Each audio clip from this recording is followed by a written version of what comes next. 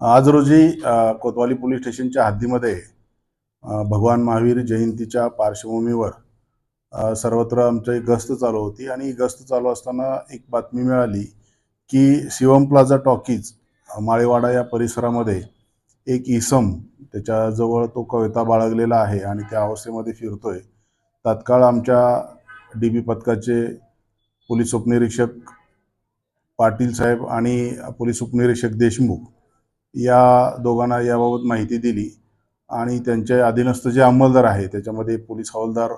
रोहिणी दरंदले आहेत, पोलीस हवालदार राहुल शिंदे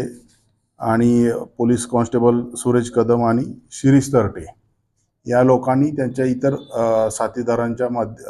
माध्यमातून या ठिकाणी सर्च ऑपरेशन राबवलं असता त्या ठिकाणी एक संशयित इसम आम्हाला मिळाला आणि त्याच्या अंगझडतीमध्ये हा कोयता मिळून आलेला आहे. त्यानंतर त्या इसमाचं नाव गाव विचारलं असता त्याचं नाव आलम उर्फ माजिद उर्फ आलम आशिफ खान